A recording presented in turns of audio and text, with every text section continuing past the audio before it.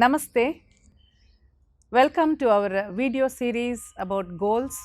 I hope you have watched our previous episodes, otherwise the links are there in the description box. Please watch them. This is a series of videos where I am explaining about the various kinds of hurdles that can stop us from manifesting our goals. And today I am going to talk about the fear of manifestation. You may be surprised when I say this. Some people have a goal in their mind, they want it to happen, but at the same time there is a fear in the mind. What will happen in my life if this goal happens? Now I am going to explain this with an example. Of course, I am taking this example because I have been meeting a lot of people with a similar kind of problem. And once I explain what it is, you will also agree with me. But this you can apply to any other goal also. Now in this example, there was a lady who brought her daughter to me for counseling. The daughter was about 27 years old, and the mother said she is refusing to get married. She doesn't want to get married. She said we educated her, she's got a nice degree, she studied very well, and she's got a good job, she's very talented, she's got a good name in her career also, she's doing very well. And we started talking about her marriage when she was around 23. At that time she said, I have just joined this company, let me work for some time. So we just let her be. But then she said slowly we started talking about marriage, and then now in the last 2 years she started saying, I do not want to get married. And now she is 27. She said we can't let her be like this, we want her to settle down in life. So what do we do? Then I said, okay, let me talk to her alone and see what she feels. Then I spoke to this lady, this young lady. She said, I did have a goal to get married, to have children, to have my own family and settle down. In fact, that was a great wish in my life, a great goal, I would say. But she said of late she has been seeing so many people suffering. She quoted a few examples. She said one of her friends got married about 3 years back, and within 1 year's time she had a lot of quarrels with her husband, and she came back home to her parents and she's not gone back at all. Another lady, I think it's after 3 years after marriage, she is also separated from her husband. And then she quoted some relatives also like that who have been having a lot of problems with the marriage. So she said, I've been noticing all this of late. Earlier I was not much aware of it, but I've been seeing all this now. And she says it's created such a big fear in my mind that if this goal of mine manifests, if I do get married, then what if something goes wrong? How will I manage? And that fear has become so big now. She says, I really don't feel like getting married. There are a lot of youngsters today, I meet them again and again, who have this fear because they see some people around them whose marriage has failed. And because of that, they say, I do not want to get married, though in their mind they do have this desire to get married. It's like a goal in their mind to settle down well in life with a good life partner. All that is there. Then I started explaining to this lady. I said, see, when a marriage fails, everyone talks about it. A lot of information comes out of the family, so everybody comes to know. But then there are so many marriages which are quite successful. It need not be a spectacular success, but it can be even like this. See, think about people who are living for long years, like married for 30, 40 years also. Maybe they are not a great example of a loving couple, but they adjust with each other. They know where to give in and they know where to stand their whatever they want, and they know how to get things done with each other, and they adjust and they live their life happily. They have children. Sometimes it's more because of the children.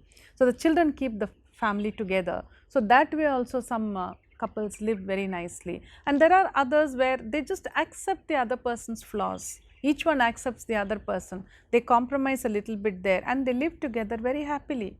Now you may ask me, is it necessary to compromise and all that? But you see, if you look at the pros and cons, then having your own family, having your a nice married life, it also fulfills a lot of emotions within it. The emotional need gets fulfilled, physical need gets fulfilled, the social need also gets fulfilled. In many ways it is necessary.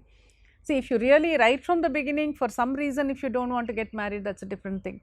But if a person has this need, has this desire, has this goal in mind that I should get married, I should settle down well in life, I should have my own family, then if that goal is there in mind, then you need to look around more. there are couples who are living comfortably also. Marriage is not about, all the time being romantic. It's not that. It's about having someone who's always there for you as a support. Maybe they quarrel with you sometimes, maybe they disagree with you sometimes, maybe they point out your flaws sometimes, but there are other times when they are so supportive also. They are there for you all the time, whether it's the husband or the wife.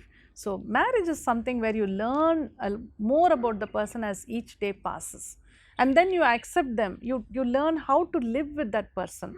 So there are many ways in which you can do it. And I was telling her about many Alpha Siddhas, youngsters who have come and met me once their marriage got fixed. There have been girls, there have been boys too, and they would come and say, all these days I have just lived by myself. I mean, I did my studies, I started the same thing this girl said. She said, I studied well, now I am going for a job, I am earning my own money, I have everything, I am living with my parents, so there is no problem, my life is so comfortable. But if I get married, everything will change. What if it is not good? So that is a fear in many people's minds today. But I was telling her, see, there are so many people, Alpha Siddhas, our Alpha Mind Power students, when their marriages are fixed, they come and meet me and they talk to me about it, and they say, I am going to get married. So I know there will be many changes in my life, and I want to know how I can empower myself, how I can prepare myself to face those changes and to accept everything properly and make things work for me. See, that is the right attitude. If you really wish to make your marriage work, then of course that's the right step that you will be taking to manifest your goal. But if you shy away from it completely and yet you want to manifest the goal, it doesn't work that way. So I told this girl, you should also take up meditation. You can learn meditation. There are so many things you can do with our Alpha meditation. You can visualize that your marriage is working wonderfully, that you are living a very happy married life. You can also talk to another person's subconscious mind wherever it is, whenever it is necessary, create some positive changes there.